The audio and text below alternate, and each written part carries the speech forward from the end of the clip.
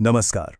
सोचिए जरा, क्या ऐसा हो सकता है कि न्यूटन और आइंस्टाइन जैसे साइंस के सबसे बड़े नाम एक ऐसे विचारक के सामने हैरान रह जाएं जो आज से 2600 साल पहले था? सुनने में ये थोड़ा अजीब जरूर लगता है ना? लेकिन आज हम इसी दावे की तह तक जाएंगे और देखेंगे कि गौतम बुद्ध के विचार आज के मॉडर्न साइंस के कितने करीब हैं। तो सवाल सीधा सा है, क्या ये मुमकिन है कि एक प्राचीन ज्ञान ने ब्रह्मांड के वो राज पहले ही खोल दिए थे जिन्हें समझने में विज्ञान को सदियां लग गईं? चलिए इसी दिलचस्प सवाल की गहराई में उतरते हैं। चलिए शुरुआत ही करते हैं अल्बर्ट आइंस्टाइन के इस चौंकाने वाले बयान से। मतलब जब 20वीं सदी का सबसे बड़ा वैज्ञानिक दिमाग ऐसा कुछ कहे तो रुक कर सोचना तो बनता है। आखिर आइंस्टाइन को बौद्ध धर्म में ऐसा क्या दिखा जो उन्हें विज्ञान के भविष्य जैसा लगा? तो सबसे पहले चलते हैं फिजिक्स की दुनिया में और हम देखेंगे कि कैसे बौद्ध दर्शन ब्रह्मांड के फंडामेंटल नियमों को छूता है। और ये सिर्फ कोई फिलॉसफी या अध्यात्म की बात नहीं है, ये तो एकदम प्योर साइंस की बात हो रही है। स्कूल में न्यूटन का तीसरा नियम तो सबने पढ़ा ही होगा, राइट? हर एक्शन का एक इक्वल और ऑपोजिट रिएक्शन होता है। अब जरा सोचिए, यही बात बुद्ध ने करीब 2600 साल पहले कह दी थी, जैसा बोओगे वैसा काटोगे। मतलब एक ने इसे मैथ्स के फॉर्मूले में समझाया और दूसरे ने जिंदगी के सिद्धांत के तौर पर बात तो एक ही थी। अब बात करते हैं जाने माने एस्ट्रोनॉमर कार्ल सेगन की। वो कहते थे कि हम सब स्टार स्टफ हैं, तारों की धूल से बने हैं और ये पूरा ब्रह्मांड एक दूसरे से जुड़ा हुआ है। हैरानी की बात पता है क्या है? बुद्ध ने भी बिल्कुल यही सिखाया था। उन्होंने इसे नाम दिया था प्रतीत्य समुत्पाद। सुनने में मुश्किल लग सकता है, पर इसका मतलब बहुत सीधा सा है कि दुनिया में कोई भी चीज अकेली नहीं है, हर चीज किसी ना किसी वजह से है। आज की मॉडर्न कॉस्मोलॉजी भी तो यही साबित करने में लगी है। और ये कनेक्शन सिर्फ यहीं नहीं रुकता, ये क्वांटम फिजिक्स की अजीबोगरीब दुनिया तक जाता है। वैज्ञानिक नील्स बोर ने एक बड़ी कमाल की बात बताई थी कि रोशनी यानी लाइट एक ही वक्त पर एक पार्टिकल भी है और एक वेव भी। ये बिल्कुल बुद्ध के मध्यम मार्ग जैसा है ना? कि सच कभी भी दो एक्सट्रीम्स पर नहीं मिलता, वो तो कहीं बीच में होता है।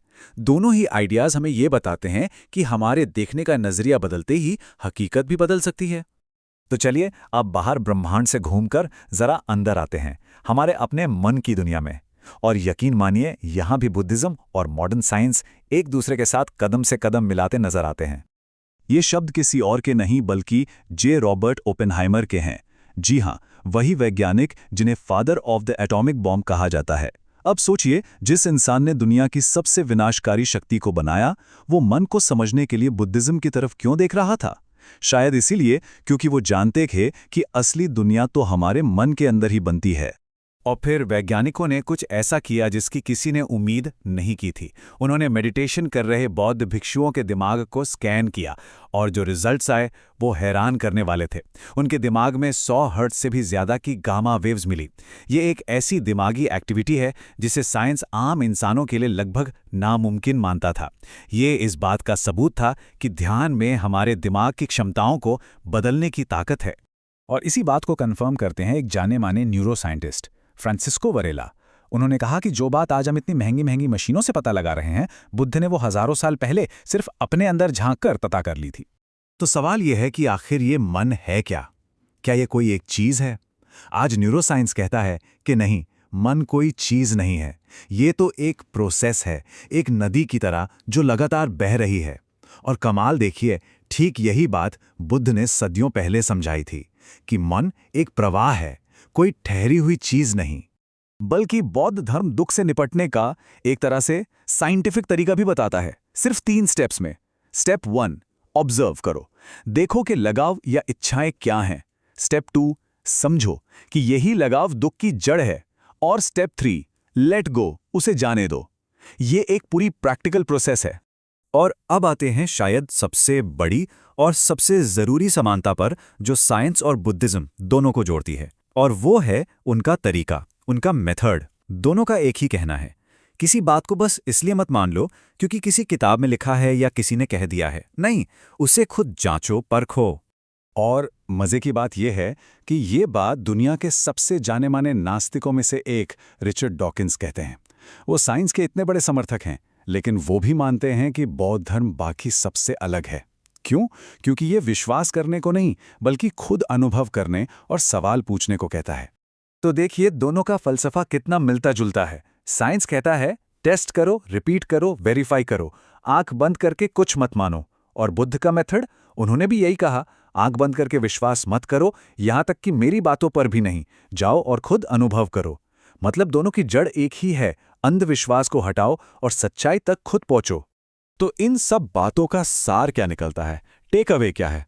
वेल, अंत में सारी बातें आकर एक ही जगह जुड़ती हैं, चेतना पर, यानी कॉन्शियसनेस, एक ऐसी शक्ति जो शायद इस पूरे यूनिवर्स की बुनियाद हो। और ये बात कही है क्वांटम फिजिक्स के जनक मैक्स प्लैंक ने। उन्होंने कहा था, मैं चेतना को ही फंडामेंटल मानता हूं, मैटर तो बस उसका एक नतीजा है। अब ये एक ऐसा आइडिया है जो साइंस की पूरी बुनियाद को हिला देता है। और आखिर में यही इस पूरी चर्चा का निचोड़ है। एक तरफ साइंस है जो बाहर की दुनिया में एक्सपेरिमेंट करके सच तक पहुंचता है, और दूसरी तरफ बुद्ध हैं जो अपने अंदर के अनुभव से उसी सच तक पहुंचे।